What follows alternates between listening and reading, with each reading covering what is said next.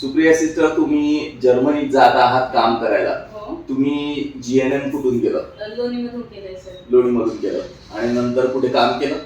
नंतर गेलो होतो मी मीरा हॉस्पिटलला, द न्यू लाईफ हॉस्पिटल. अच्छा. स्वारगेटला. इथे पुण्यामध्ये स्वारगेटला. किती महिने किंवा वर्ष होतात? 1.5 year. ओके. मग एकदम जर्मनीत जायचं कसं काय सुचलं? मग इथेच का नाही कंटिन्यू केलं?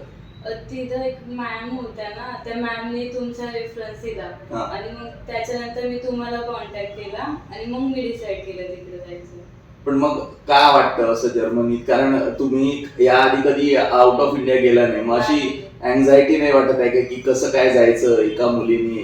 नाही, एन्झायटी नाही वाटत आहे, कारण कसं काय वाटतं, सगळं तर येतंय लँग्वेज वगैरे, तर मग थोडीशी आहे एन्झायटी, पण तिकडे गेल्यावर सवय लागून जाईल. Okay okay.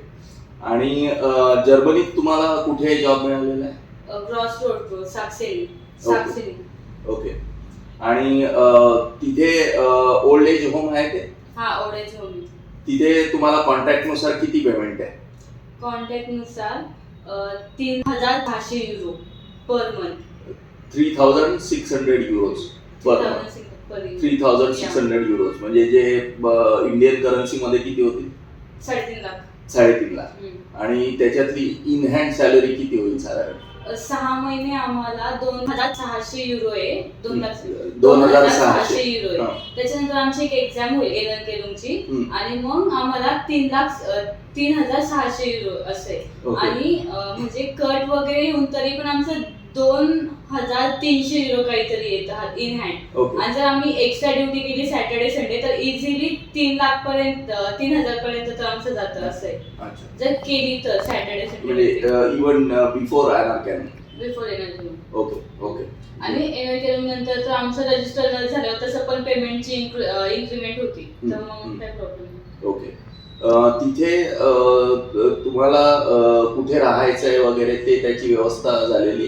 ते आमचे जे ओल्ड एज होम वाले ना, तेच आम्हाला म्हणजे एक त्यांनी हॉस्टेल म्हणजे अपार्टमेंट टाईप असतं. 6 महिने आम्ही तिथे राहणार, त्याच्यानंतर मग त्यांचे कॉन्टॅक्ट वगैरे असतात, ते आम्हाला बाहेर अपार्टमेंट शोधून देतात 6 महिन्यानंतर. असं आहे. तर आमचं सेकंड मंथ मध्ये आय थिंक टॅक्स वगैरे काही कट होत नाही असं सांगितलंय आम्हाला, तर बघू तिकडे गेल्यावर. आणि ते जे सुरुवातीचं अपार्टमेंटचं पेमेंट आहे ते पण तुम्हालाच करायचं आहे? हा, आमच्या पेमेंट मधून कट होणार ना ते. तुमच्या पेमेंट मधून डायरेक्टली कट होणार? फर्स्ट 1 महिना नाही होत, पण थर्ड मंथ पासून ते होतंय कट. ओके. मला असं बोलली सोफिया, पण त्याच्यानंतर मला आठवत म्हणजे माहित नाही, तिकडे गेल्यावर समजेल. ते बोलले 6 महिने तुम्हाला जेवण अपार्टमेंट वगैरे सगळं प्रोव्हाइड होईल, पण तुमचं जे आहे ना कट तुमच्या पेमेंट मधून होईल असं. तुमची फ्लाईट केव्हा आहे आता? उद्या सकाळी फ्लाईट आहे जर्मनीसाठी. कुठपर्यंत जाणार? Pune to Delhi, Delhi to Frankfurt. अच्छा. किती तासाचं जर्नी? 7 hours फ्रॉम दिल्ली और फ्रॉम मुंबई? फ्रॉम पुणे.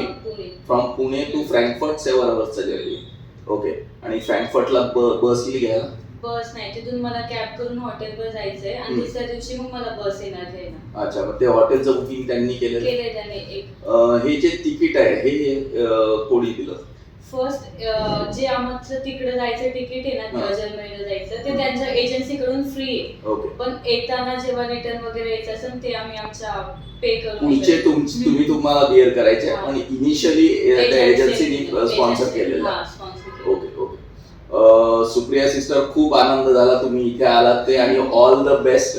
आपल्या जास्तीत जास्त मुली अशी हिंमत करो अशी मी इच्छा व्यक्त करतो, आणि त्यांना तुमचं एक प्रेरणा म्हणून तुमचं जर्नी त्यांच्या समोर राहील.